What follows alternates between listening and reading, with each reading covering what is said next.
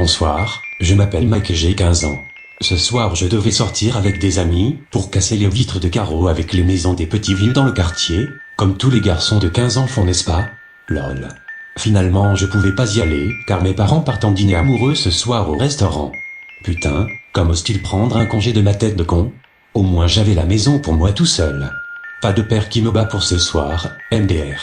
Je me suis couché à 1h du matin après avoir fait le kikolol sur la Xbox. Depuis toute la soirée il commençait à pleuvoir de plus en plus fort, et vers les 22h il commença à avoir de l'orage. Et là depuis ça ne s'était toujours pas arrêté. Je marche alors vers la chambre pour éteindre la lumière. Je fige à me coucher dans, je remonte un peu la couverture vers moi. Il ne faisait pas très chaud. Putain ta gueule, on s'en fout, on n'a pas besoin de connaître chaque détail de ta vie. C'était ça ton plan diabolique? Écouter ta vie chaude comme la pluie jusqu'à ce que mort s'en suive, c'est ça? J'étais sur le point de m'endormir puis là j'entendis des bruits d'assiettes qui tombent sur le sol. Je me leva rapidement de mon lit, j'étais pétrifié et je pensais que c'était un voleur. Oh là là.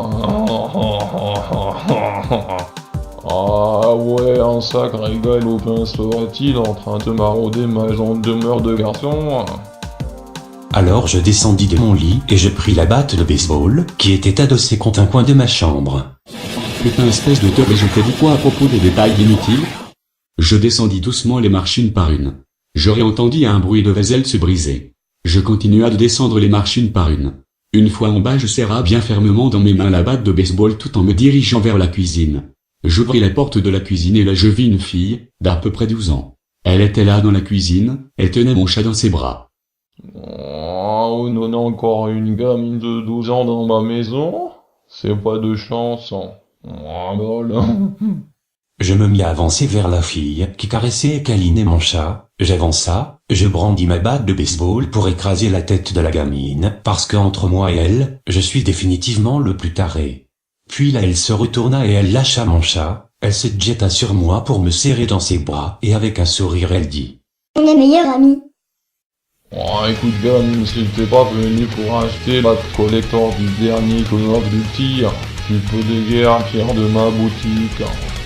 Elle leva sa tête et elle dit: On restera amis pour toujours, d'accord?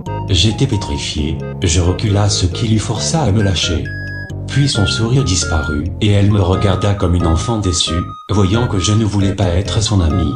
Je lui ai proposé de devenir mon esclave et de me subir, mais à ma grande surprise elle refusa. Je recula encore, avec ma batte de baseball en main. Puis elle mit sa main dans sa poche, il semblait qu'elle cherchait quelque chose. Quelques minutes après elle sortit sa main de sa poche, qui empoignait fermement quelque chose. Elle ouvrit sa main, il y avait 2 bonbons.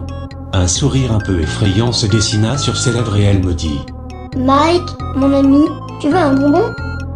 Ma maman m'a dit de ne jamais prendre de bonbons de la part de José venant de DeviantArt.